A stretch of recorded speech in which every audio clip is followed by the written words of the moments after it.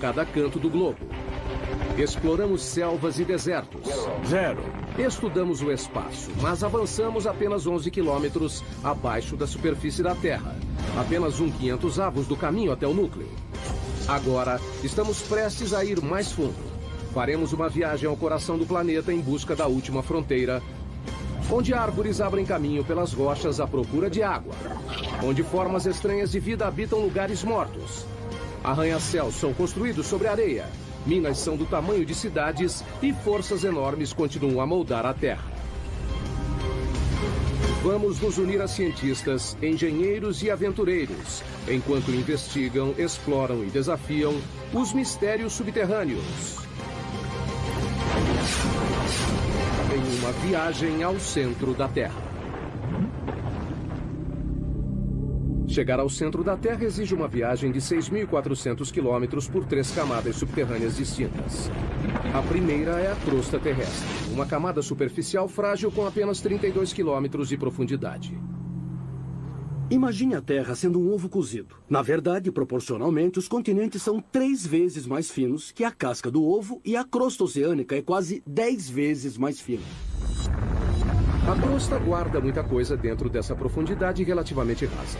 Sobrepõe-se zonas de carvão, água, sal, ouro, prata, petróleo.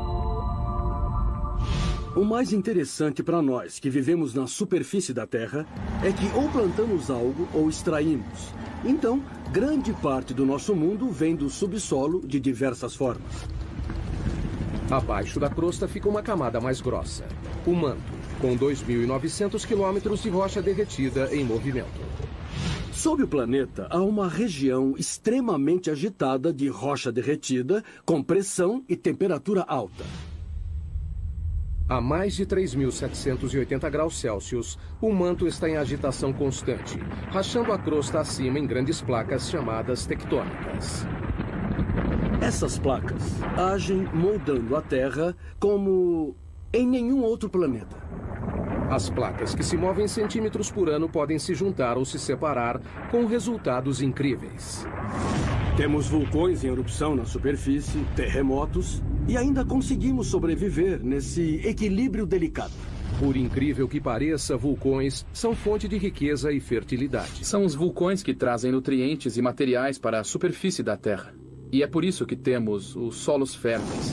É de onde vêm os recursos minerais e é como se formam. 2.900 quilômetros abaixo, no núcleo externo, o ferro derretido guarda a chave para a nossa sobrevivência.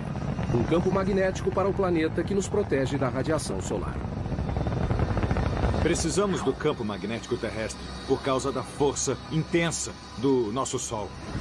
Por fim, alcançamos o núcleo interno, o ambiente natural mais mortal da Terra. E quando chega ao centro da Terra, a pressão é 3.600.000 vezes maior que a da superfície. É o suficiente para pegar essa rocha de granito e diminuir seu volume pela metade. Nossa incrível viagem começa a poucos centímetros abaixo de nós. Se retirarmos a camada superior da Terra, encontraremos um mundo de insetos. Nenhum tão difundido quanto o da formiga. Esse ninho deve ser bem grande. Formigas construíram incontáveis ninhos sob a superfície de todos os continentes, exceto na Antártica. Dá pra ver formigas saindo por cima. Parece que algumas delas carregam larvas. Formigas existem há 120 milhões de anos. São anteriores a dinossauros como o tiranossauro. Dividiram a Terra com estegossauros e tricerátops. São 140 mil formigas para cada humano. Eu não conheço outro inseto social que seja tão difundido. É uma sociedade que se estende por trechos imensos do ambiente terrestre. Formigas são rápidas. A velocidade delas é equivalente a um humano correndo a 65 km por hora. E são fortes. Podem levantar até 20 vezes o próprio peso, como um homem adulto levantando um carro. Mas o que mais fazem é construir ninhos. Surpreendentemente, uma tarefa crucial para os humanos. Os ninhos ajudam o ar e a água a penetrar no solo, mantendo-o fresco e fértil.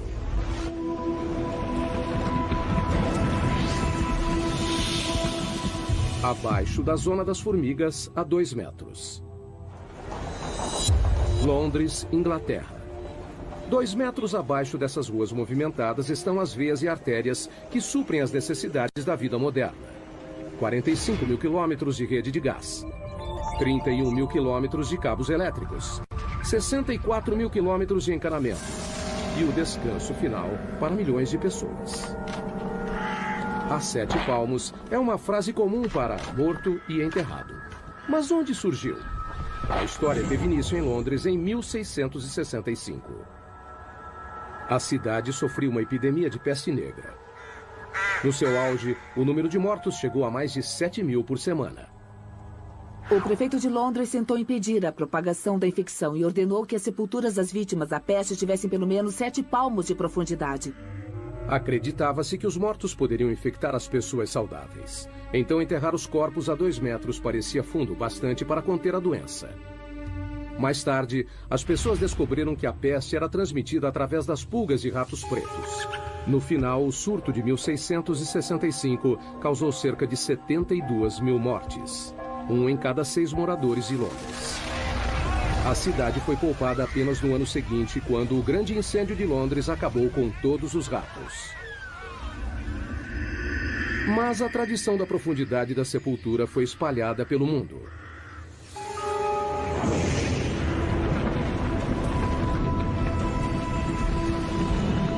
Mais a fundo, outro pequeno passo em nossa viagem ao núcleo. 5 metros abaixo. Só há uma criatura capaz de viver nessa profundidade. Esses túneis são o lar do cão da pradaria, o maior cavador do mundo. Um animal que tem um impacto surpreendente em nosso ecossistema. Os cães da pradaria adultos têm 30 centímetros e pesam cerca de 1,5 kg, mas no subterrâneo são literalmente escavadeiras. Eles empurram a terra com a mão ou chutam a terra com as patas. E a parte mais interessante é que usam a cabeça como uma britadeira. Uma toca pode ter 5 metros de profundidade e mais de 90 metros de comprimento. É maior que um campo de futebol. E também incrivelmente complexa. O projeto incorpora um sistema de condicionamento de ar sofisticado.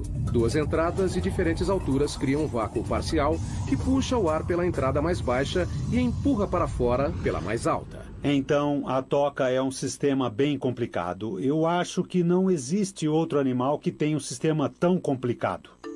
Essas pequenas criaturas têm uma importância inesperada para outros animais. Muitos outros animais dependem dos cães da pradaria para sobreviver. Por exemplo, essas tocas têm um impacto importante no modo como a água e os nutrientes circulam no ecossistema da pradaria. A grama com elas é mais nutritiva. O terreno se beneficia com a presença de cães da pradaria. A escavação traz ar para o solo e os dejetos ajudam a fertilizá-lo. No início de 1800 havia 400 milhões de cães da pradaria, mas os fazendeiros os viam como peste e atiravam os envenenavam. Hoje existem menos de 100 milhões. Péssima notícia para as áreas onde vivem. Eles não fazem mais parte do ecossistema da pradaria como faziam antes, há 200 anos, porque não há número suficiente para povoarem o local e terem o impacto que precisamos.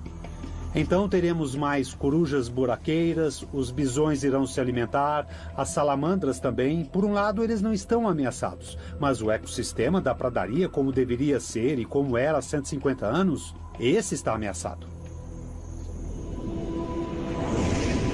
A próxima parada na nossa viagem ao núcleo é a 15 metros.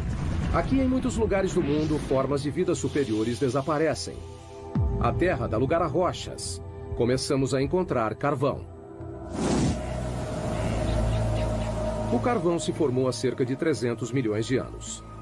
Foi um processo único. O clima era mais quente e úmido do que hoje.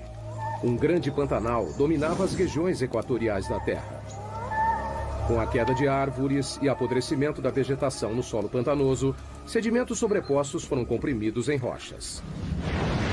Hoje, o carvão gera 1/3 da eletricidade do mundo. 7 bilhões de toneladas por ano são produzidas mundialmente. As maiores minas de carvão estão na China, Rússia e Estados Unidos. Só o estado da Pensilvânia produz 1% do fornecimento mundial. 1.500 pessoas viviam na cidade de Centralia, na Pensilvânia. Era uma pequena comunidade idílica. A gente andava de uma ponta a outra e conhecia todos na cidade. Era um jeito bom de viver. Hoje é uma cidade fantasma. Tudo por causa de um terrível acidente. Em 1962, uma queima de lixo foi iniciada propositalmente em um aterro ao lado do cemitério da cidade. Eles queriam limpar o aterro e colocaram fogo lá. Ele se espalhou por uma abertura que levava aos labirintos profundos das minas, velhas minas de carvão abandonadas que passam abaixo da Centralia. Alcançando uma profundidade de 15 metros, o fogo atingiu cerca de 180 hectares, o tamanho da Baixa Manhattan. E não parou por aí.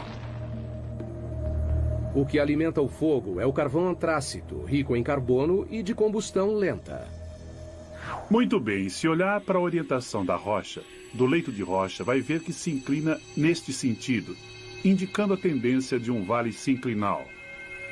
E na região do carvão antrácito, a maioria do carvão é encontrada nesse vale. Queimando a 650 graus Celsius, o ponto de fusão do alumínio, o fogo consumiu o solo e a rocha até não restar mais fundações.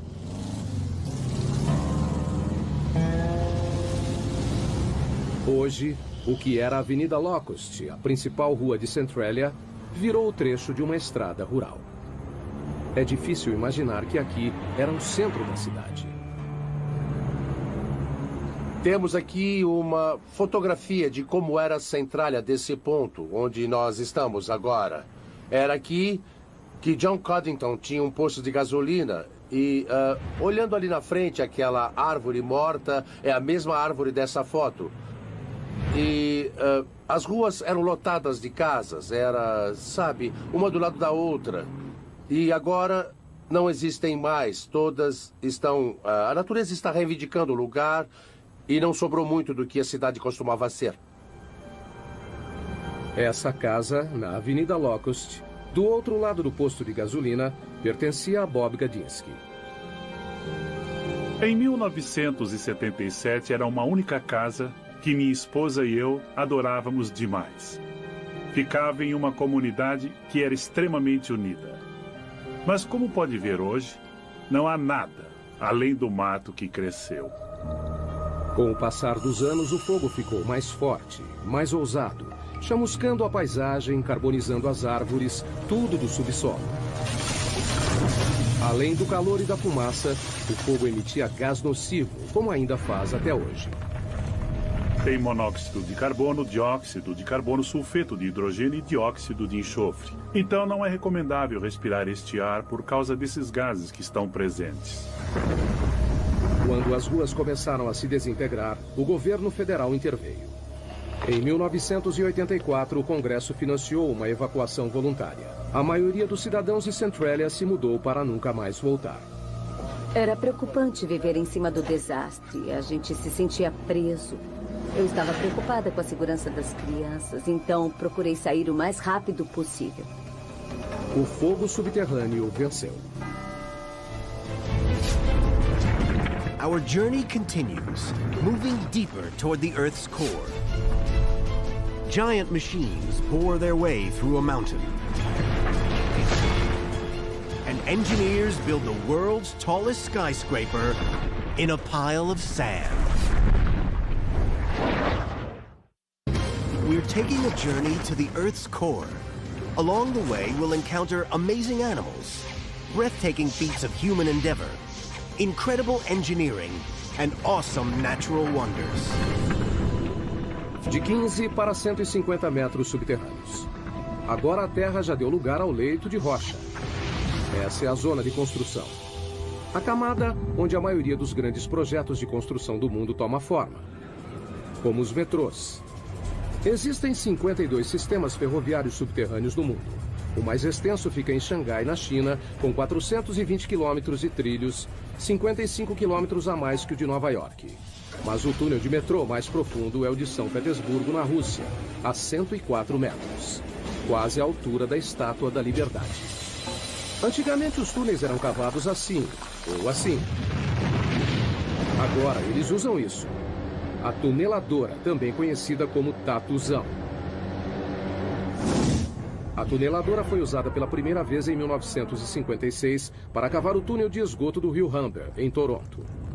A máquina tem 120 metros de comprimento. A cabeça de corte tem 15 metros de diâmetro e gira 3 vezes por minuto para escavar a rocha. Um feixe de laser a mantém no caminho. Conforme as tuneladoras avançam, anéis de aço e lajes de concreto são instalados. Como uma fábrica móvel, ela corta a rocha à frente e deixa um túnel finalizado para trás. A tuneladora é o segredo por trás de alguns dos maiores túneis do mundo, como o túnel base de São Gotardo, que liga a Suíça e a Itália através da cordilheira mais alta da Europa, os Alpes. Em seu lugar mais profundo, o túnel está a 2,5 km abaixo dos picos da cordilheira. Com 58 quilômetros, é o túnel ferroviário mais comprido do mundo. A construção começou em 1996. Foram utilizadas 4 tuneladoras que perfuraram 2 túneis paralelos simultaneamente dos 2 lados, através de 24 milhões de toneladas de rocha. Demorou 14 anos, mas, em outubro de 2010, o projeto foi finalizado. Antes, os caminhões levavam 4 horas para chegar de Zurique, na Suíça, até Milão, na Itália. O túnel diminuiu o tempo de viagem em 90 minutos. Um leito de rocha pode ser um empecilho para os engenheiros, que precisam atravessá-lo para construir um túnel, mas esse mesmo leito é necessário para a base dos edifícios mais altos do mundo. Nova York, cidade dos arranha-céus mais antigos e famosos do mundo. Para manter esses prédios monstruosos em pé, engenheiros ancoraram as fundações no leito de rocha, montaram uma plataforma e construíram por cima. Na verdade, o horizonte de Manhattan espelha o leito de rocha abaixo. O método de ancoragem sustenta diversos arranha-céus, incluindo o prédio mais alto do mundo. O Burj Khalifa, em Dubai, tem 823 metros de altura, com uma fundação de 50 metros de profundidade.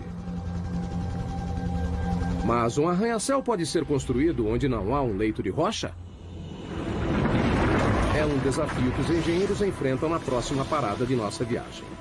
115 metros no subsolo, embaixo de um dos edifícios mais altos do mundo, o Petronas Towers, em Kuala Lumpur, Malásia. Incrivelmente, essas imensas torres de concreto e vidro não ficam no leito de rocha, mas sim na areia. Nunca construa casas da areia. Bom, provamos que casas podem ser feitas da areia com as técnicas de engenharia certas. A construção começou em 1996. Os 2 edifícios foram projetados com 88 andares, 460 metros de altura. Cada um pesaria em torno de 300 mil toneladas. No começo, a ideia era colocar as fundações em leito de rocha, mas análises revelaram que a rocha abaixo do local de construção se curvava acentuadamente para baixo, como um penhasco subterrâneo de quase 185 metros. Se continuassem, as torres ficariam metade sobre o topo do penhasco e metade fora. Um convite para o desastre. Se mantivéssemos a posição original, não haveria a torre desabaria. O local da construção estava em uma área confinada do centro. Não havia espaço para construir as 2 torres inteiramente no leito de rocha. Então, decidiram erguer toda a construção fora do leito de rocha. Mas isso significava fazer as fundações em uma camada de areia, através do solo macio. As fundações seriam mantidas no lugar pelo atrito, a mesma força que mantém um prego na madeira. Um prego é colocado no pedaço de madeira da mesma forma que os pilares em atrito estão colocados em toda essa zona de terra abaixo dessa torre. A equipe de construção teve trabalho. Foram colocados 104 pilares sob cada torre, com 3 metros de distância entre eles. Praticamente uma floresta de concreto e aço. Alguns pilares têm 115 metros de profundidade. Em 2011, são as fundações mais profundas de qualquer prédio do mundo. A engenharia subterrânea alcançou o impossível. 2 torres de 460 metros, construídas sobre areia. Os engenheiros usam a geologia há tempos para guiá-los em seu trabalho. Mas a geologia pode ser imprevisível. O próprio termo leito de rocha remete a algo resistente, mas não é sempre assim. Um leito de rocha pode ser bastante antigo. Essa rocha tem 1,6 bilhão de anos. Mas também é bastante vulnerável a um elemento simples: a chuva. Caindo no leito de rocha durante bilhões de anos, a chuva causa deformações e rachaduras. Essas fraturas podem ser enormes. Aqui está uma que se estende por todo o comprimento dela. A água acaba formando cavernas, de onde pode passar para grandes lagos e rios subterrâneos. Mais profundamente, encharca a rocha como uma esponja.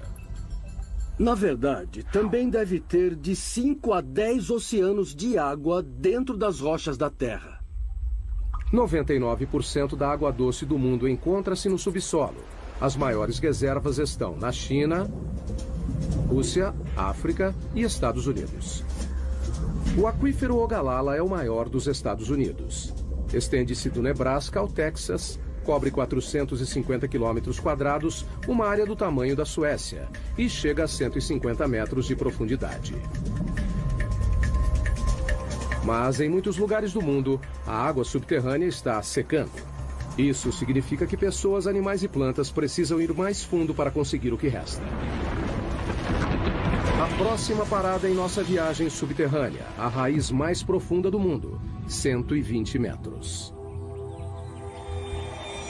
Mpumalanga, África do Sul. Em uma encosta sobre as cavernas Eco fica um bosque de figueiras de 150 anos. Elas sobreviveram a um duplo desafio: crescer em rochas e sem nenhuma fonte de água aparente. Quando olha isso, parece que saiu do Senhor dos Anéis. Raízes e rochas normalmente não se misturam. Árvores geralmente crescem em solo fértil, mas o clima aqui é árido. Não há chuva durante metade do ano. As figueiras precisam de 23 litros de água por dia para sobreviver e até quebram rochas para conseguir. As raízes são geneticamente programadas para saber que a água se encontra abaixo delas. A ponta da raiz libera um tipo de lubrificante chamado mucilagem para suavizar a passagem da raiz. Conforme cresce, a raiz procura rachaduras e pontos fracos nas rochas. Figueiras contam com uma única raiz mestra para encontrar água. Essa vai bem fundo. A pergunta é: quanto? Bom, lá vamos nós, descendo para as profundezas da Terra. Quanto mais fundo, mais difícil, não é? Não é maravilhoso o que a Mãe Natureza faz? Só para procurar água? Puxa, essa raiz está meio esquiva. Tomara que a gente encontre alguma coisa mais na frente. Finalmente, Burroughs vê algo. Nossa, finalmente. A 37 metros de profundidade está o primeiro sinal de uma raiz de figueira. Demora 70 anos para a raiz chegar nessa profundidade. E quando encontra a umidade, a viagem acaba. Até o final da raiz, a profundidade é 120 metros. Estamos vendo as raízes mais profundas do mundo. Nesse momento tem água aqui. Tem água sendo bombada abaixo da minha mão até a árvore. O caminho todo até a superfície. Down through layers of rock, our journey continues. 100 feet deeper than the tree root. The pressure has climbed 220 pounds per square inch, 15 times greater than at the surface. Not the most hospitable place to spend the night, you'd think.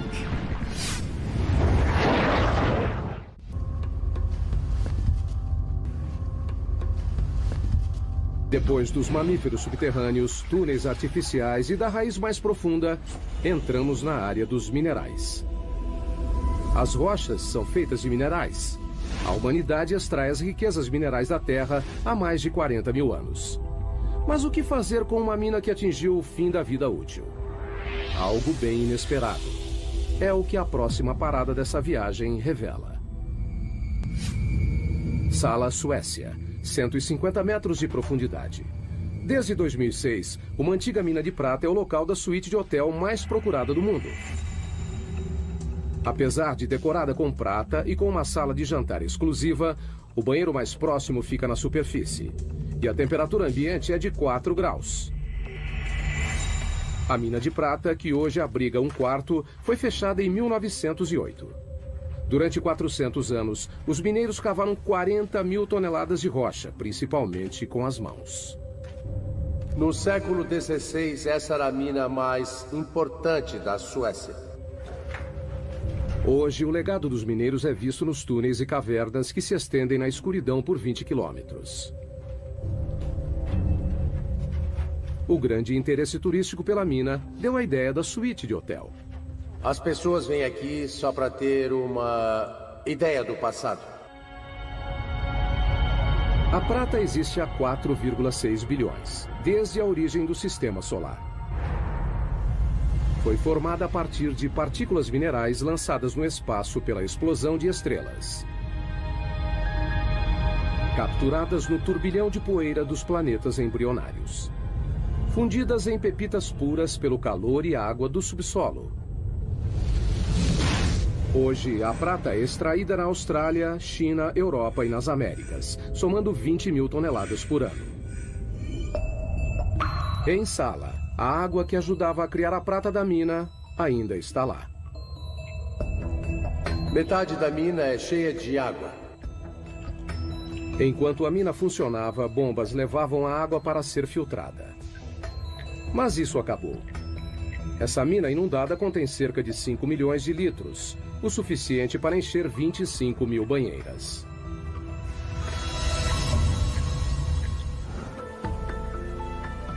Marco e Tatja Hannistow alugaram a suíte de hotel subterrânea para comemorar o 15º aniversário de casamento. Tá certo? A ideia foi dela. Perfeito.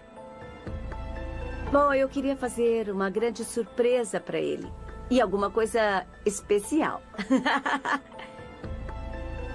Vamos lá? O elevador leva 4 minutos e meio avançando 60 centímetros por segundo para chegar na suíte de 150 metros abaixo. Marco está com dúvidas. Eu tô nervoso. Ficar embaixo da terra sozinho? Não, quase sozinho. Eu vou. Olha só, o casal chegou ao seu destino. Uau!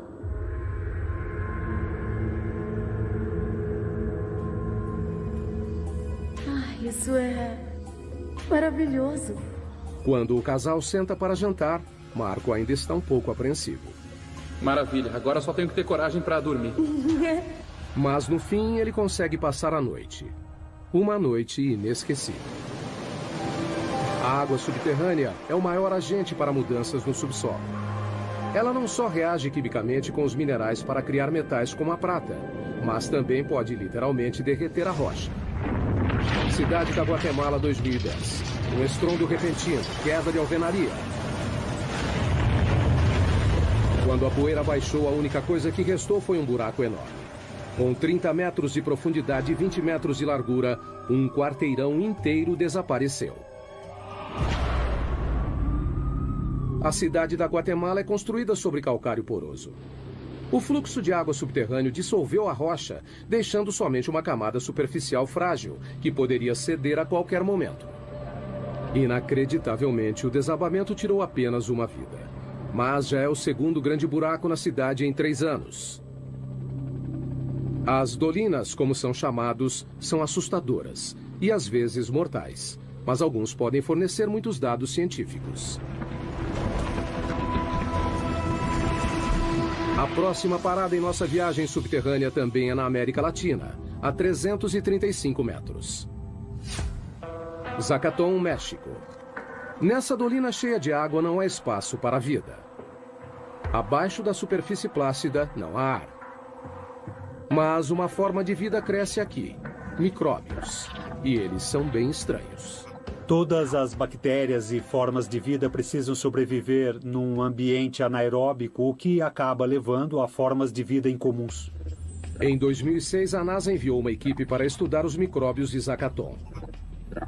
O primeiro passo foi descobrir o formato do interior da dolina. Não sabíamos o tamanho e nem a profundidade. Era tudo uma grande incógnita. Então trouxeram uma nova tecnologia. Um robô em formato de ovo projetado para ir aonde outras sondas não conseguiam. Eles o apelidaram de Depth X. Ele tem propulsores em todas as direções, então pode ir para todos os lados, consegue girar e fazer qualquer movimento necessário para encontrar o caminho num ambiente tridimensional. O Depth X tem 2 metros de largura e 1,5 de altura, quase do tamanho de um quadriciclo. O que o torna especial é que não usa controle remoto, ele se dirige sozinho. Assim que some da superfície, fica completamente por conta própria. E nesse período, então, ele precisa tomar as decisões sozinho. Para enxergar, o robô depende do sonar, uma tecnologia desenvolvida no início do século XX para emitir ondas sonoras potentes pelas paredes e o chão da dolina. Como um morcego voando em uma caverna escura, o robô cria um mapa em 3D, atualizado e contínuo em sua memória. A habilidade do Depth X em pensar por conta própria foi algo pioneiro na engenharia robótica. Para poder mapear, para coletar uma amostra ou voltar para a superfície, são escolhas que dependem somente dele. Depois de 50 mergulhos, o Depth X conhecia cada centímetro do lugar. As pessoas se perdem em grutas e não sabem se estão na segunda ou terceira interseção. Um robô como o Depth X faz um bom trabalho para distinguir dessas situações confusas e, em alguns casos, faz melhor que as pessoas. Em pouco tempo, os segredos de Zakaton foram desvendados. Sabemos que é quente. Talvez existam aquíferos termais alimentando Zakaton. Mas a maior surpresa foi a descoberta de mais de 100 tipos de bactérias, incluindo 6 novas espécies de micróbios chamados de arqueia, que têm um estilo de vida estranho, à custa de enxofre. Uma das árqueas tinha enxofre dentro do organismo, então estava metabolizando o enxofre, o enxofre da água e usando como fonte de energia. A descoberta confirma que a vida não precisa das mesmas condições da Terra para se desenvolver. Um dia, um descendente do Depth X pode acabar fazendo uma viagem pelo espaço. Veremos esses exploradores avançando, indo para lugares que as pessoas não podem ir. Em lugares como a Lua de Júpiter, Europa, na busca por uma forma de vida similar em outro mundo. Há muitas dolinas na América Latina, principalmente no México. Só na província de Yucatán há mais de 3.000 delas. Algumas contêm água, outras não. Mas nenhuma delas pode ser comparada à nossa próxima parada da viagem. O poço vertical mais profundo do mundo, a Caverna das Andorinhas.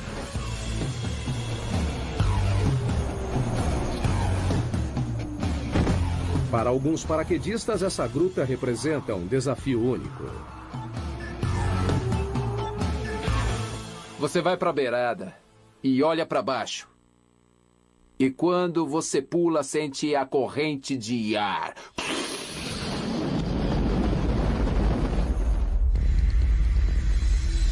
430 metros de profundidade.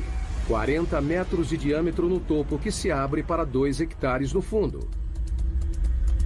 O poço tem as mesmas dimensões do Empire State. A Caverna das Andorinhas recebe esse nome por causa das aves que fazem ninhos em suas paredes superiores. Milhões delas saem ao amanhecer e voltam ao anoitecer. Mas o que é fácil para os pássaros é difícil para um paraquedas. A posição e a noção de tempo são tudo. No subterrâneo, os paraquedistas correm o risco de ficar desorientados. Quando salta para o subterrâneo, as paredes te cercam. Vai encarar uma parede o tempo todo. O paraquedista tem 6 segundos e meio para puxar a corda. Se demorar mais, não haverá tempo do paraquedas abrir. A queda é de 37 metros por segundo. Acertar o chão nessa velocidade é como bater o carro contra uma parede de tijolos a 130 km por hora. Mas e para voltar à superfície? Nós prendemos em uma corda de resgate amarrada a uma manivela e podemos subir 2 paraquedistas em 10 minutos. Daí repetimos tudo. On our next stop on the journey, we're going 1,800 feet underground to mine a mineral that no one can live without. Seguindo em direção ao centro da Terra, estamos em busca de minerais. Nossa próxima parada, a maior mina de sal do mundo em Ontário, Canadá. A mina Sifto, a 550 metros. O sal é uma espécie de rocha composta de sódio e cloro. É tudo o que restou do oceano que uma vez cobriu a Terra. Por causa das mudanças climáticas, ele evaporou. Um adulto normal precisa consumir uma colher de chá por dia ou corre o risco de ficar doente, em coma e até morrer. Então, não é surpresa que as primeiras minas de sal tiveram início há mais de 14 mil anos, onde hoje é a Áustria. Em todo o mundo, mineiros extraem 260 milhões de toneladas por ano. As maiores jazidas estão na China, Rússia e Canadá. A mina Sifto foi aberta em 1959 e fica a 530 metros abaixo da cidade de Goderich, em Ontário, e se estende por baixo do lago Huron. A maioria das minas consiste em túneis pequenos sustentados por vigas e pilares chamados de escoras. Sifto parece mais uma cidade subterrânea. Suas vastas cavernas cobrem mais de 7 quilômetros quadrados, quase o tamanho do centro de Manhattan. Tem até suas próprias lojas e escritórios. O teto baixo diz aos mineiros que estão próximos do alvo, onde estas serras enormes entram em ação. Nós escavamos túneis com 4 metros de altura e 20 de comprimento. As lâminas de 3 metros cortam as rochas enquanto giram 1.500 vezes por minuto. O ar fica denso com a poeira. O barulho é ensurdecedor, mas está prestes a aumentar ainda mais. Eles vão perfurar e explodiremos o local de 18 metros de largura por 18 de altura. São cavernas enormes.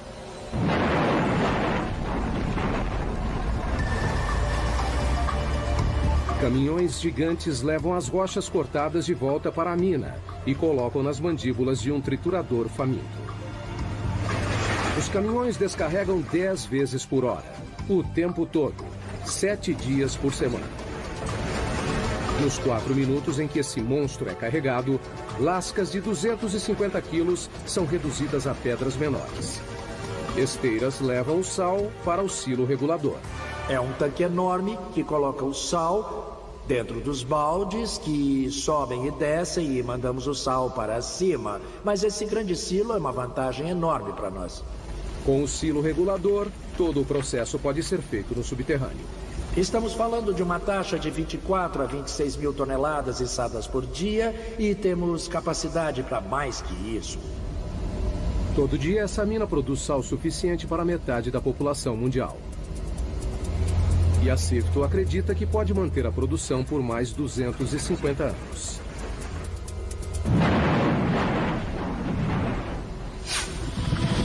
Nossa próxima história nos leva a 180 metros abaixo da mina Sifto.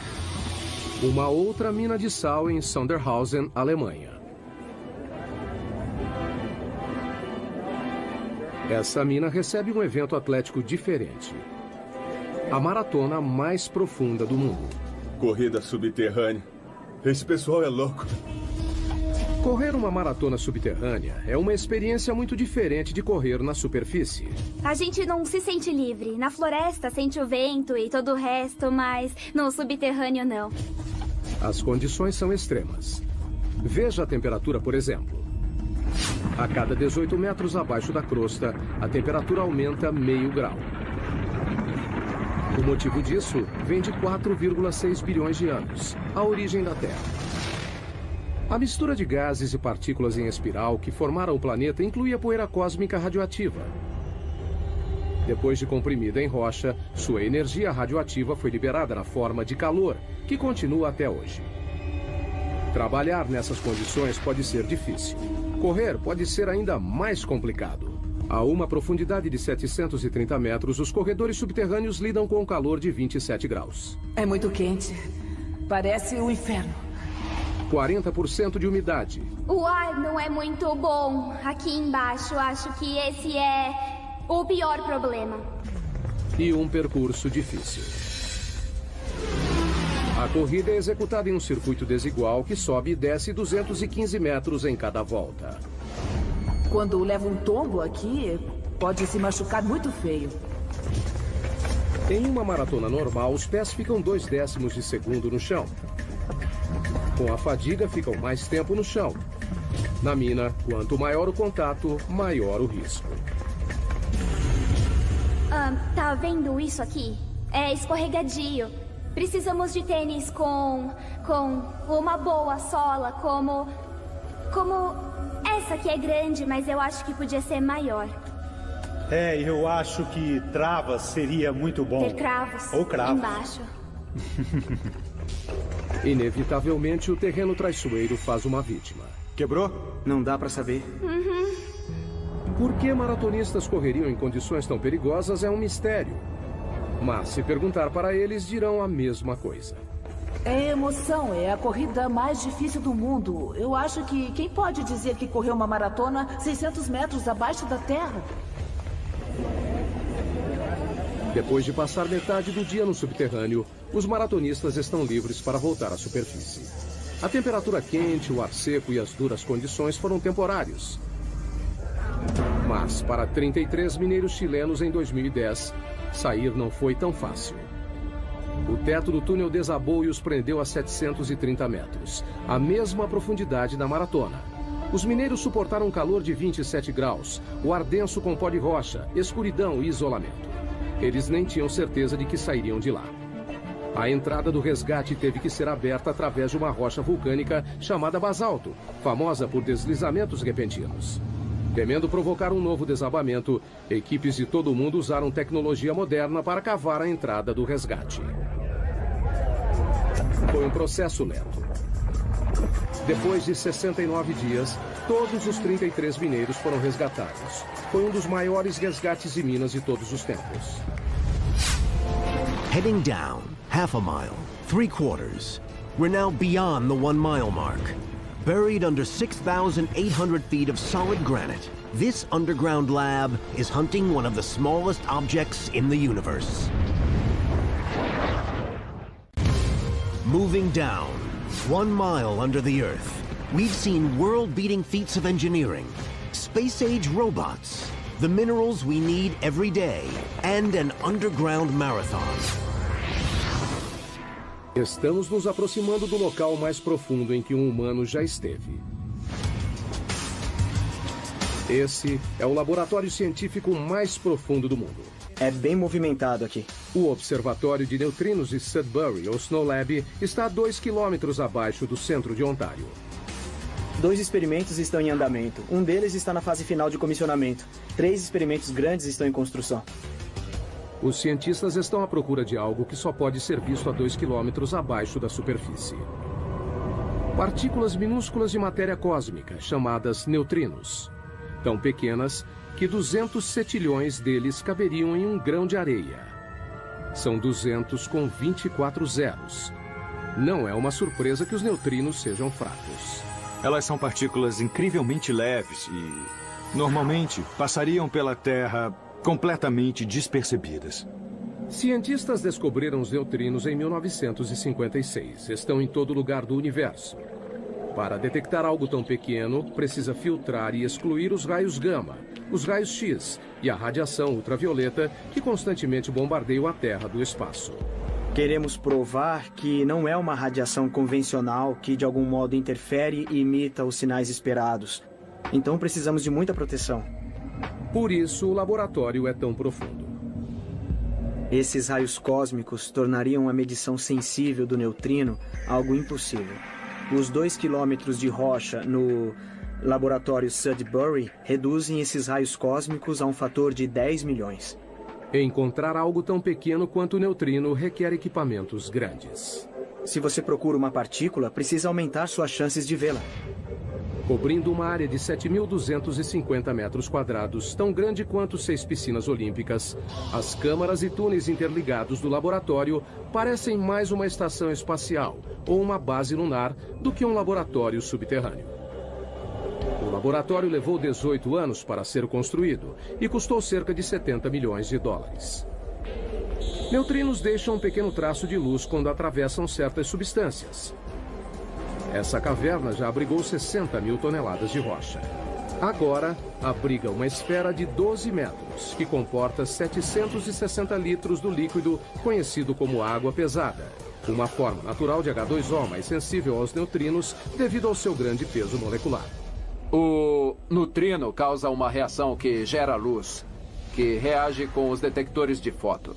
Então, dá para descobrir sua energia, direção e por aí vai. Nessa profundidade é difícil transitar pelo laboratório. O elevador desce a 640 metros por minuto. Depois tem 1,5 km de caminhada. A temperatura ambiente é de 27 graus. É quente por causa da pressão nessa profundidade.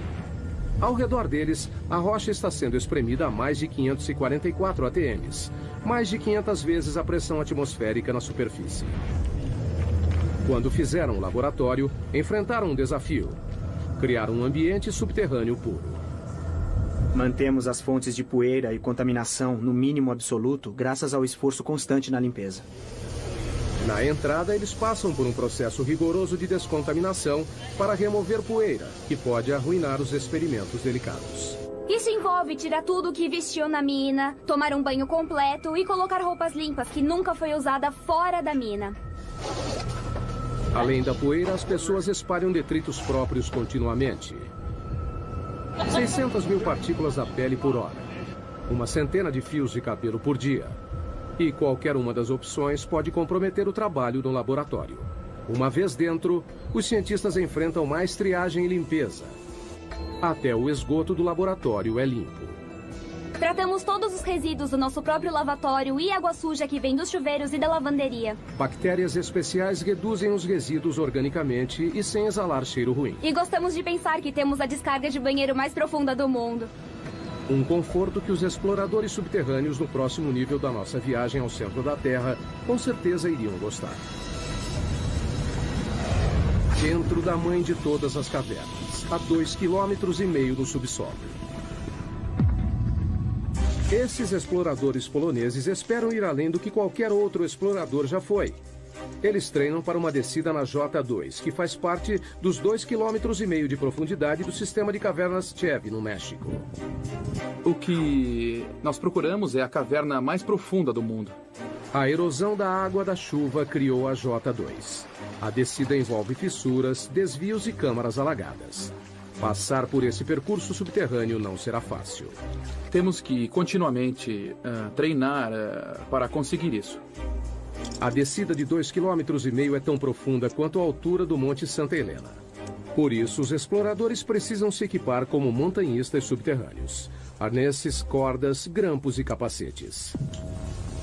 A caverna Kasprovia Nizhnia, na Polônia, tem condições similares à J2. Só não é tão profunda. O treinamento da descida começa. Conforme a equipe desce, a frequência cardíaca sobe para 140 batimentos por minuto. Os exploradores geralmente queimam 6.000 calorias por dia, quase o dobro do normal diário. A gente tem que trazer muito alimento para a caverna. Na expedição verdadeira, cada explorador carregará mais de 27 quilos de alimento para um acampamento até quase metade do caminho. Mesmo que seja cansativo carregar todo esse alimento para cá, porque estamos a pouco mais do que 1 quilômetro, é essencial, porque a gente precisa encher a barriga. Os exploradores adoram entrar no subterrâneo. Quanto menor e mais apertado, melhor. Para mim é como um parquinho. É brincar com os amigos. Mas a verdadeira J2 não é um jardim de infância. Ela contém passagens tão apertadas que até os exploradores mais experientes achariam assustadoras. Eu sou pequena, então não costumo me sair mal em lugares apertados, mas não entro em lugares muito apertados. Eu acho que odiaria isso. Para passar pelas fissuras, os exploradores precisam reunir toda a experiência e habilidade. Porque se você escorregar apenas 20 centímetros, você pode ficar preso em uma fissura. O que poderia ser fatal, já que o resgate não conseguiria chegar tão longe. A descida continua. Os exploradores seguem a viagem. Você desce, desce e desce cada vez mais e mais, e você não pode pensar em subir, só em descer cada vez mais. O maior desafio da J2 é a água. A gruta leva a uma série de câmaras alagadas chamadas fossas. São 3 dias rastejando, pulando, escalando e descendo para chegar nesta passagem alagada, cheia de água, onde você precisa usar o equipamento de mergulho e então o jogo começa. Se chover enquanto estiverem no subterrâneo, a equipe corre o risco de ficar presa. Na última expedição, a J2, 2 equipes ficaram presas nessa caverna. Mas com o avanço do treinamento, uma volta para o México é uma perspectiva que ainda deseja. Nossa equipe era de 6 pessoas, nós descobrimos a entrada, então sinto como se fosse nossa caverna. A essa profundidade há ar e água, mas não há luz do sol. Por isso, os exploradores não costumam encontrar muita vida. Então, cientistas que procuram pistas sobre a origem da vida na Terra devem ir mais além. No fundo do mar. Aonde quer que vá, no fundo do oceano, vai encontrar água que carrega vida microbiana. No litoral de Vancouver, na Colômbia Britânica, o submergível Alvin faz o mergulho. Pensamos nos estudos como nossas missões da Apollo. Alvin é um mini submarino de águas profundas de 16 toneladas e 7 metros de comprimento. Ele leva uma equipe de 3 pessoas a 2,5 km de profundidade na busca por micróbios gerados no interior da Terra. Os micróbios não se parecem com nada na superfície. 75%, no mínimo, do conteúdo genético dessas vidas nós não conseguimos reconhecer. É isso que o Alvin procura. Água quente saindo debaixo do leito do mar, que é rica em micróbios. Estamos começando a entender que eles existem, só não entendemos direito exatamente como. Essas aberturas podem atingir temperaturas de 400 graus Celsius. São resultado do movimento das placas tectônicas. O litoral de Vancouver fica sobre a placa Juan de la Fuca, uma das mais de 12 placas que estão em constante movimento.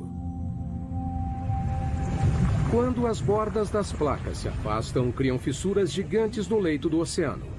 A água é sugada, aquecida no subsolo e então liberada por aberturas no fundo do oceano em um ciclo contínuo, trazendo os micróbios com ela. A equipe de Katrina não faz ideia de até onde existe vida dentro da crosta. Essa é uma das coisas mais surpreendentes. Não sabemos até onde há vida. Para descobrir, estão instalando sensores conhecidos como rolhas, em uma área de 3.240 km² do leito do mar, 2 vezes maior que o tamanho da cidade de Los Angeles. As rolhas de 2,5 metros são equipadas com monitores de pressão e temperatura. Foram colocadas em posição 460 metros abaixo do leito do mar, num total de 3.200 metros da superfície. O objetivo é rastrear o caminho da água quente dentro da crosta terrestre.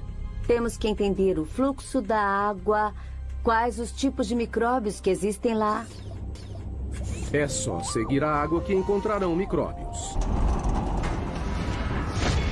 The next stop on our journey to the Earth's core, 7 miles down, we join an exclusive club. The 2 men who managed to set a depth record that's never been beaten. Our journey to the Earth's core continues. We're on a quest to reveal how modern life depends on the mysterious underground forces that shape our planet. As riquezas minerais do planeta regem a maior parte da economia mundial. Quanto mais raro, mais os mineiros cavarão para encontrá-lo. Tautona, África do Sul. Viajando a 16 metros por segundo, os mineiros levam 1 hora para descer os 3.000 metros até o fundo da mina mais profunda do mundo.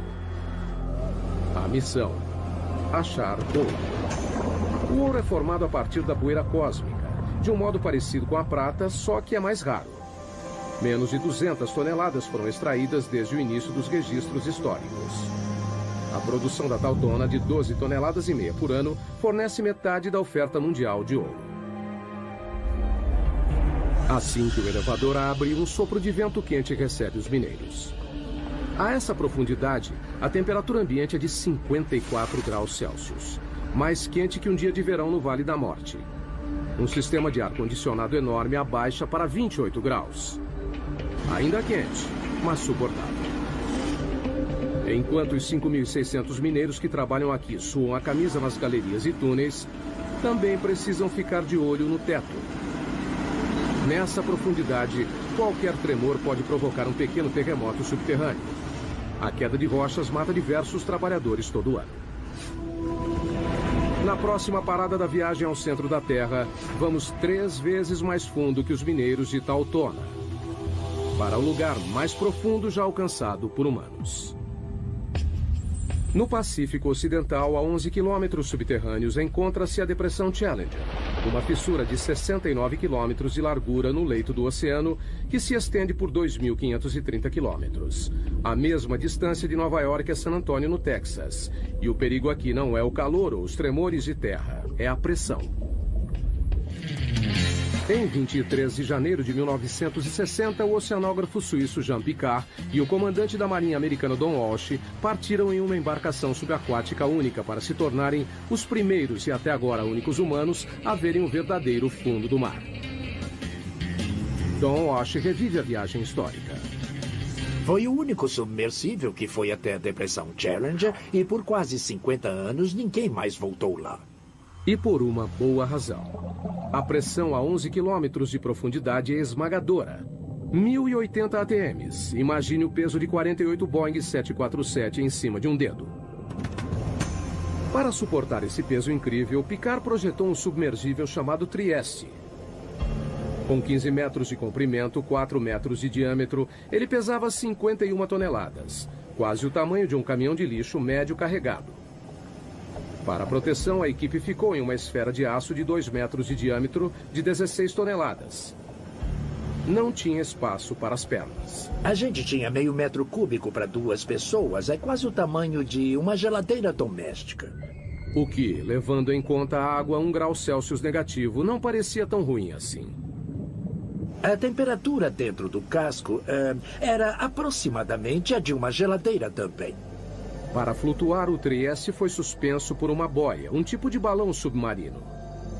Mas ao contrário de balões que voam no céu, a equipe não conseguiu usar hélio. Então decidiram usar outra coisa. Todos sabemos que petróleo é mais leve que a água, então o Trieste usou gasolina. Foram necessários mais de 85 mil litros de gasolina para conseguirem flutuabilidade. O suficiente para encher 500 tanques de carro. 8 da manhã, hora da ação. A descida começa. É um processo lento e cauteloso. O tamanho e o posicionamento das janelas da cabine do Trieste dificultam a visão. Esta é a janela de visão principal. É uma peça de acrílico de 18 centímetros de espessura e tem uma portinhola do outro lado da esfera com uma janela menor. E tem uma janela no tubo de entrada.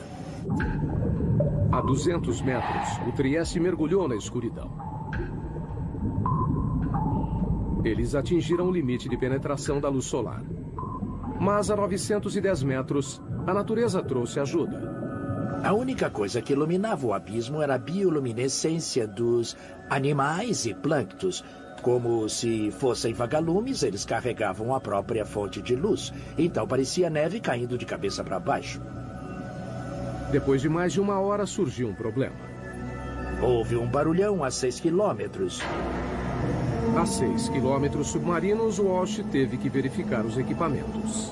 Ouvimos o barulho, checamos todos os medidores internos e parecia tudo bem, então continuamos o mergulho. Mas então ele viu algo. Olhei pelo vidro da portinhola e vi uma rachadura assim na janela. A equipe estava a 1 passo da morte certa. Se o vidro interno tivesse rachado, teríamos morrido na hora, porque a pressão externa a 6.000 metros é de uns 680 ATMs. Então, teria sido imediato. Talvez nem notássemos. Mas a janela resistiu e eles decidiram soldá-la. Depois de quase 5 horas, o Trieste finalmente se aproximou do fundo. Walsh viu algo inacreditável. Um pouco antes de pousar, nós vimos um linguado. Animais vertebrados não deveriam viver nessa profundidade. Mas eles não tiveram a chance de investigar mais fundo.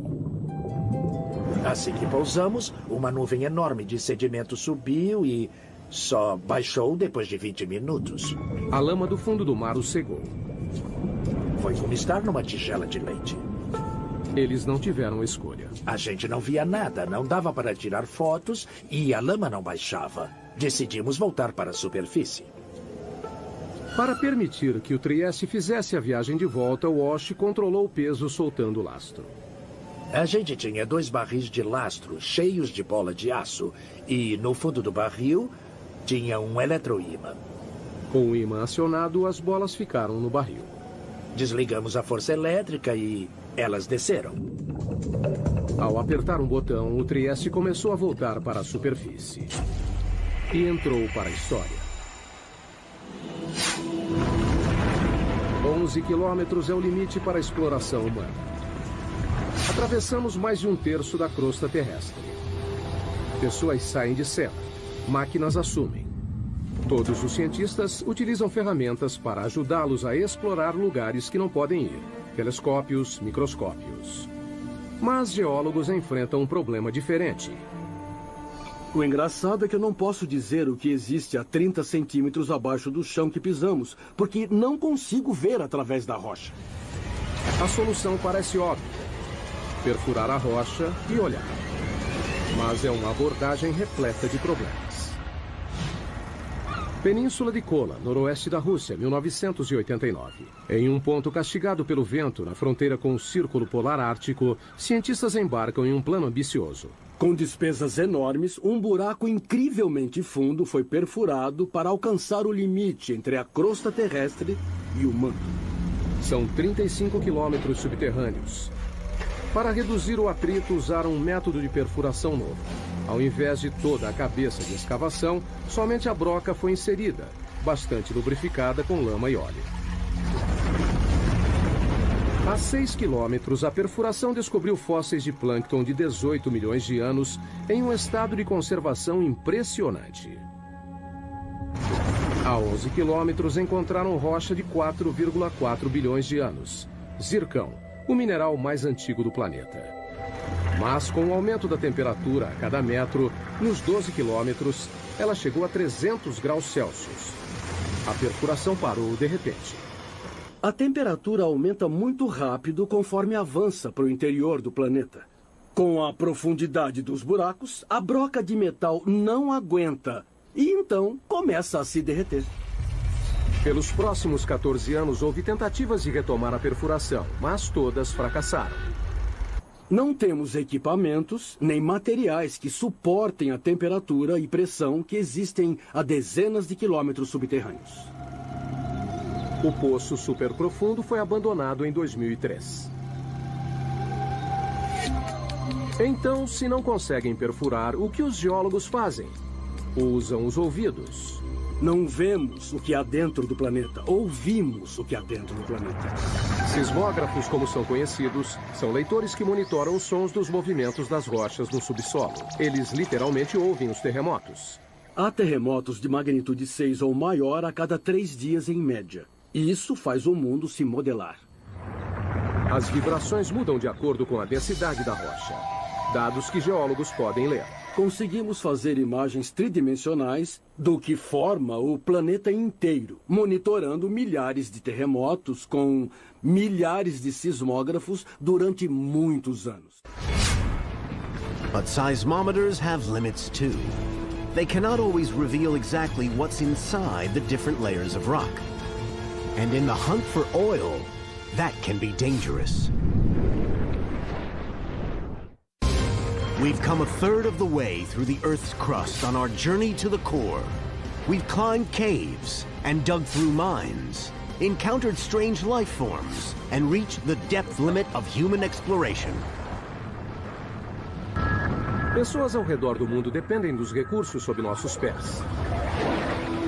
A próxima parada em nossa jornada ao centro da Terra. O campo de petróleo mais profundo dos Estados Unidos, 11 quilômetros abaixo do Golfo do México. Há mais de 6.000 plataformas de petróleo no litoral do Texas e Louisiana, com capacidade de suprir 25% do petróleo dos Estados Unidos. Mas não é fácil de obter. É preciso atravessar 1,5 km de mar e depois mais 9,5 de pedra. Como fica mais difícil de achar petróleo e gás, avançamos mais e mais para águas fundas e fazemos buracos mais profundos. A perfuração em águas profundas está passando por uma revolução nos litorais do Egito, África Ocidental, Brasil e no Golfo. É maravilhoso termos a tecnologia para avançar tão profundamente. Mas a tecnologia tem suas limitações. Na primavera de 2010, uma plataforma chamada Deepwater Horizon perfurava um poço relativamente raso a 7 quilômetros no campo de Macondo, cerca de 80 quilômetros da costa da Louisiana. 20 de abril, 22 horas. A plataforma foi abalada por uma explosão. A bola de fogo foi vista a 56 quilômetros de distância. 11 funcionários morreram, 17 ficaram feridos. 1,5 km abaixo, no leito do oceano, a ruptura do poço liberou até 60 barris de petróleo por dia. Um barril tem 180 litros. Foi como jogar 450 caminhões-tanque no mar. O vazamento totalizou quase 5 milhões de barris. Foi o pior desastre de petróleo nos Estados Unidos. Então, o que deu errado? A Deepwater Horizon já tinha perfurado 11 quilômetros no fundo do campo de petróleo do Golfo no outono anterior, em um local diferente. Em comparação, perfurar em Macondo seria fácil. Mas as aparências podem enganar. O Golfo é um dos lugares mais difíceis de perfurar. O relevo costeiro cai em mais de 1,5 km de cumes íngremes e vales, com desfiladeiros e vulcões ativos de até 150 metros. A geologia é bem complicada. O petróleo sob o leito irregular do fundo do mar está abaixo de uma camada de rocha de 35 milhões de anos, com 245 metros de espessura, preso sob uma pressão enorme, mais de 1.100 vezes a da superfície. E tem também o peso das rochas, sobrepostas, pressionando, que faz a pressão do fundo do poço aumentar incrivelmente. Além da pressão, os perfuradores de petróleo podem encontrar perigosos bolsões de gás metano congelado, conhecido como hidrato. Se acidentalmente perfurar isso, pode ser um problema. Aquecido pelo atrito da broca, o metano explode o poço, liberando uma quantidade enorme de petróleo. Muitos pesquisadores associam a tragédia do Deepwater Horizon a um bolsão de metano congelado. A tecnologia de escaneamento convencional nem sempre pode detectá-los, e isso é um desafio para a exploração do petróleo. E ninguém sabe a quantidade existente porque é muito difícil conseguir uma imagem sísmica. Agora, os exploradores estão usando uma nova geração de sensores de fundo do mar para ajudá-los a detectar o gás congelado antes de se tornar uma ameaça. Literalmente, nós o descemos pela lateral do navio e ele afunda até o leito do oceano, usando uma âncora de concreto pesada, e fica lá por vários dias ou até vários meses. Ao contrário do sismógrafo padrão, esse sensor não mede as ondas sonoras geradas pelo movimento tectônico da Terra. Ao invés disso, detecta eletricidade. Medimos as propriedades eletromagnéticas do leito do mar, a condutividade elétrica. A eletricidade vem do campo magnético da Terra. Quando encontra a radiação do Sol na atmosfera superior, gera uma corrente mundial dentro da crosta, que alcança o núcleo externo da Terra. Mas ela é fraca. Medimos menos de 1 nanovolt no fundo do oceano. Os sinais que nos interessam são pequenos. A corrente passa por diferentes rochas dependendo da facilidade com que conduzem ou resistem à eletricidade. Ao medir essa corrente, os sensores fornecem uma imagem mais detalhada do que há na rocha, fazendo a distinção entre um bom condutor, como a água, e um mau condutor, como o petróleo. O que é bom porque gastar 100 milhões de dólares perfurando um poço de água salgada é perda de tempo. Como o petróleo, o hidrato de metano também tem baixa condutividade, mas existe a pouca profundidade abaixo do leito do mar. Para encontrá-lo, é preciso dar um choque na Terra. E é isso que esse instrumento que está na minha frente vai fazer. Eles o chamam de SUSY. da sigla em inglês para Instrumento Aquático de Energia Elétrica. Ele usa uma fonte de 2.000 volts com corrente de até 500 amperes. Um mini-raio, 5 milhões de vezes mais forte que a dose necessária para matar um ser humano. Nós descemos com um cabo de reboque atrás dos navios de pesquisa, muito próximo do leito do mar. Alimentamos com energia e ele gera uma corrente elétrica que é injetada na água por uma antena. E então eles medem o resultado. Uma leitura superficial que mostra uma rocha resistente à eletricidade pode significar que ela contém bolsões de hidrato. Só o tempo poderá dizer se o escaneamento eletromagnético ajudará a reduzir os riscos de explosões em campos de petróleo submersos. Enquanto isso, a técnica está sendo cada vez mais usada por cientistas. É como examinar uma panela de sopa fervendo e ver tudo o que está acontecendo. E revela muitas coisas sobre o movimento das rochas no interior da Terra.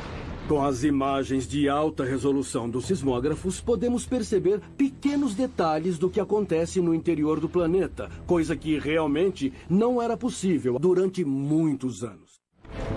Moving further down, 10 miles, 20 miles toward the bottom of the crust. Tectonic plates are on the move, triggering deadly earthquakes. While molten rock held rigid by pressure pushes at every crack and fissure, waiting for a chance to explode to the surface. Estamos quase na metade do caminho pela costa. Cerca de 5 quilômetros mais fundo do que qualquer ser humano já foi. Não é um lugar muito agradável. Aqui a temperatura da rocha é de 480 graus, quente o bastante para derreter vidro. A pressão é de 1.500 ATMs. E estamos à procura de terremotos. Em todo o mundo, as placas tectônicas se chocam e se curvam contínua e lentamente. Uma média de 2,5 centímetros por ano, quase a velocidade do crescimento das unhas. Mas na superfície, esse movimento pode ter um impacto devastador. Janeiro de 2010, Porto Príncipe, Haiti. Um terremoto de magnitude 7 balançou a cidade. O choque principal durou apenas 10 segundos, mas os tremores continuaram por 2 semanas. Nessa parte. Aqui, ó. No final, 230 mil mortos. Quase 300 mil edifícios destruídos. E 2 milhões de desabrigados. Foi o 4º pior terremoto da história. Terremotos têm o potencial para ser o tipo de desastre natural que é o mais catastrófico. No Haiti, a linha de falha que causou essa devastação tinha apenas 64 quilômetros de comprimento e se moveu 2 metros. Ainda assim, os tremores desencadearam forças inimagináveis. Existe muita energia armazenada na Terra quando a onda vem até a superfície. O choque ondulou no solo como um cobertor, em ondas de até 4 metros de altura. Quando atingiu a superfície, a onda se concentrou, refletiu e então voltou. Portanto, a intensidade da onda nesse local deve ter sido o dobro. Esse é o Centro de Pesquisa em Terremotos da Universidade da Califórnia, em Berkeley.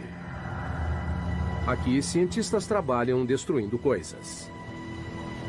Esses são alguns modelos de teste de colunas de canto e pode ver que estão bastante danificadas. Essas pilhas de entulho são restos de testes de laboratório. O fruto do trabalho científico para criar o edifício perfeito à prova de terremotos. Cientistas descobriram que se um terremoto acontece uma vez, ele se repetirá no mesmo local. Não é uma questão de ser, mas de quando. Simulação. Na Califórnia, infelizmente, temos terremotos com bastante frequência e por isso nós queremos estar preparados para o próximo. As opções são se mudar ou se proteger. Simulação. Nós temos que nos preparar para os terremotos com projetos melhores. Durante um terremoto, o movimento mais perigoso não é para cima e para baixo, mas de um lado para o outro. Aqui, ó. nessa parte. Este engenheiro trabalha em um projeto para deixar as paredes mais resistentes aos movimentos laterais mortais que derrubam edifícios. Criamos um tipo de conexão aqui, então ela faz a transferência da carga lateral. Esses painéis são ligados por chapas de aço que recebem a tensão. As placas podem quebrar sem que a parede desabe. Os painéis são uma mistura de concreto e fibras de aço para os tornarem mais flexíveis e menos quebradiços. Foram projetados para serem danificados. A equipe de Berkeley usa uma variedade de equipamentos para submeter novos projetos a lentos processos de destruição. Este enorme bloco de concreto tem 8 metros de comprimento e 7,5 de altura. Pesa 300 toneladas. Há muita energia latente presa em toda essa estrutura. Quando esses 4 cilindros hidráulicos empurram o bloco, eles transferem a energia para as estruturas em teste. Nesse caso, as estruturas são as colunas e vigas semelhantes à de um arranha-céu. Ninguém sabe qual será o resultado. É a primeira vez que testamos algo desse tipo. O objetivo é levar tudo ao limite.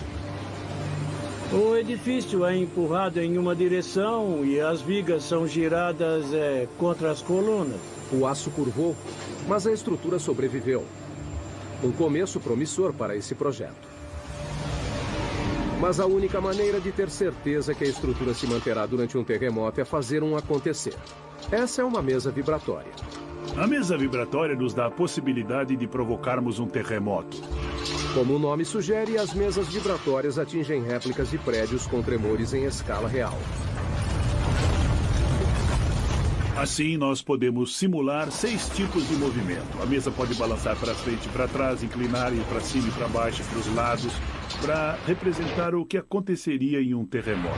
O objetivo não é analisar por que os prédios caem, mas por que continuam em pé. Uma das coisas que queremos ser capazes de fazer é prever quando uma estrutura desabará completamente ou desabará parcialmente. Os terremotos já mataram milhões. Mas o movimento tectônico que os causam também faz parte do ciclo mundial, que é crucial para a saúde do planeta Terra. A vida humana não teria se desenvolvido sem as placas tectônicas. As placas tectônicas criam terras, e sem elas, a superfície seria um imenso oceano. Nem existiriam animais terrestres. O ciclo da criação de terras praticamente deixa o planeta de cabeça para baixo. Isto é um amonoide, um fóssil do que viveu no fundo do leito do oceano. O que é notável nesta pedra é que apareceu na base do Monte Everest. E as forças envolvidas devem ter sido enormes e incríveis para trazer este pequeno amonoide do fundo do mar até um local bem alto do planeta.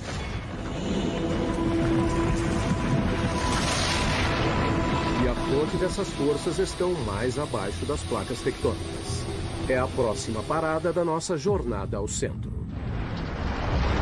35 quilômetros abaixo está o manto. Uma vasta região com 2.900 quilômetros de profundidade que compreende 70% da massa do planeta. Aqui, a corrida para ver quem provoca mais mudanças nas rochas é entre a temperatura e a pressão. A 56 quilômetros, a pressão é 16.500 vezes maior que a da superfície. Mais do que um humano aguentaria. Essa câmara de alta pressão ilustra o impacto que isso teria no corpo humano desprotegido. Logo, ficaria impossível de respirar, com os pulmões contraídos e a implosão das costelas. Com mais 3 quilômetros a 59 de profundidade, a pressão reduziria nossos ossos a pó. Mas a temperatura também sobe, graças à liberação de energia radioativa do manto. O calor de 980 graus é capaz de amaciar as rochas. Elas começam a se transformar em magma. Magma é o que acontece quando a rocha atinge a temperatura de fusão e vai do estado sólido para o líquido. Ela pode atravessar grandes distâncias de terreno quando é expelida para a superfície da Terra. Enquanto percorre a superfície, o magma se mistura com uma série de substâncias que o tornam ainda mais volátil. Magma é a combinação fascinante de rocha derretida e gases dissolvidos, como água e dióxido de carbono. Logo abaixo da superfície, o magma se acumula em lacunas e vácuos nas rochas, que os cientistas chamam de câmaras. A câmara mais profunda detectada até hoje fica 33 quilômetros abaixo de Oahu, Havaí. A maioria tem menos de 10 quilômetros. As câmaras lentamente se enchem de magma. Com o aumento da pressão no subterrâneo, o magma é forçado em direção à superfície. Uma hora o ponto de ruptura é atingido. O resultado, erupção vulcânica. Uma das imagens mais poderosas do interior da Terra é dos poucos lugares onde o interior vem para a superfície, como no vulcão. 500 milhões de pessoas no mundo vivem bem perto de um vulcão. Uma única erupção pode ser catastrófica. Vulcões podem subir bem depressa e, em alguns casos, levaram dezenas de milhões de anos para serem criados. Acontecem sem aviso, chegam a 530 graus e é quase impossível de serem parados. Abril de 2010. O vulcão Eiffel entra em erupção na Islândia. Liberou 99 milhões de metros cúbicos de cinzas, o bastante para encher 40 mil piscinas olímpicas. Uma nuvem de cinzas de 9 quilômetros foi para o ar. Espalhou-se por mais de 1.800.000 quilômetros quadrados. Maior que a área do Alasca. A erupção provocou uma paralisação de 6 dias dos aviões em todo o hemisfério norte e segurou mais de 1 milhão de passageiros por dia. Os serviços voltaram ao normal depois de um mês. We're moving deeper, 1,800 miles down through the mantle toward the boundary with the core. Conditions here would vaporize a human being instantly. Yet here lies the protector of all life on Earth, a mysterious magnetic field. And beyond that, the goal of our journey, the center of the Earth.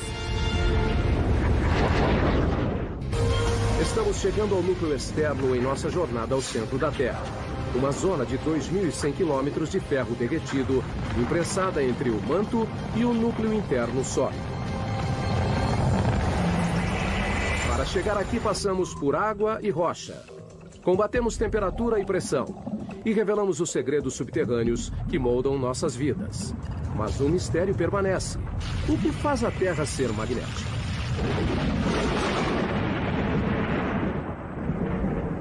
O campo magnético da Terra se estende por 72 mil quilômetros no espaço. Ele protege o planeta da força total da radiação solar. Um único brilho solar de 2 horas libera 10 bilhões de toneladas de partículas radioativas. Energia suficiente para abastecer os Estados Unidos por 10 mil anos ou evaporar nossa atmosfera. Sem o campo magnético para bloqueá-las, as partículas solares acabariam com a vida na Terra. Precisamos do campo magnético da Terra por causa da força intensa do nosso Sol. O campo se origina do núcleo externo rico em ferro. A próxima parada da nossa jornada, 2.900 quilômetros subterrâneos. A temperatura aqui é de 4.420 graus. Quente o suficiente para vencer a rigidez e derreter o ferro. Quando o ferro se desloca, de alguma maneira, gera eletricidade. Cientistas a chamam de efeito dínamo. O efeito dínamo se refere à produção de campos magnéticos por movimento. Mas como a movimentação de ferro fundido abaixo da superfície gera um campo magnético, é um dos grandes mistérios da Terra. Não sabemos realmente como essa turbulência na movimentação de metal líquido dá origem ao dínamo. São apenas movimentos aleatórios. Essa esfera gigante pode fornecer respostas. É um modelo mecânico da Terra. Parte de um experimento da Universidade de Maryland que tenta descobrir por que a Terra é magnética. A esfera tem 9 metros de diâmetro, pesa 23 toneladas e tem rotação de até 130 quilômetros por hora. Nós tentamos conseguir a velocidade verdadeira e, assim, tentar imitar as condições de um planeta. O núcleo externo é feito principalmente do mesmo material da esfera: ferro, um bom condutor elétrico. O núcleo interno é magneticamente fraco. Ninguém sabe por quê. Mas, como um dínamo gigante, o movimento em torno dele cria um campo magnético. Claro que Lathrop não pode reproduzir as condições reais do núcleo externo. Não podemos chegar ao centro, então não dá para ver como acontece diretamente. Mas ele acredita que pode chegar perto. Para obter os resultados, ele precisa encher a esfera com 3.217 litros de um líquido. Até agora, só usou água. Mas planeja usar sódio líquido fervente. O sódio é inflamável. Temos que ser bem cuidadosos com os riscos de incêndio. Mas, além do ferro fundido, é o único material que pode fazer o trabalho. O sódio tem a vantagem de fundir a uma temperatura relativamente baixa e é um excelente condutor comparado ao ferro líquido. A esfera é o mais novo de uma série de experimentos. Começamos a construir experimentos do tamanho da mão, depois de uma bola de basquete, depois, sei lá, bolas de ginástica. Esse foi o maior até hoje. Mas até agora, assim como o campo magnético da Terra, o resultado do experimento ainda é uma incógnita. Nenhum dos experimentos anteriores geraram o próprio campo magnético, mas temos todos os ingredientes necessários para conseguir o dínamo.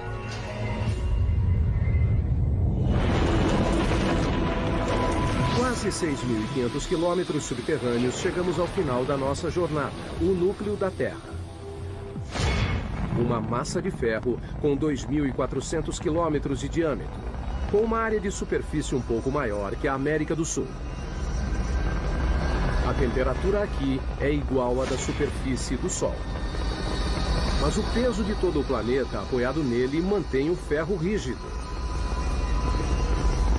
A pressão é muito intensa. É mais que 3,5 milhões de vezes maior que na superfície. A mesma convicção que ajuda a gerar magnetismo também empurra o calor para a superfície no processo de resfriamento do núcleo. Quando a temperatura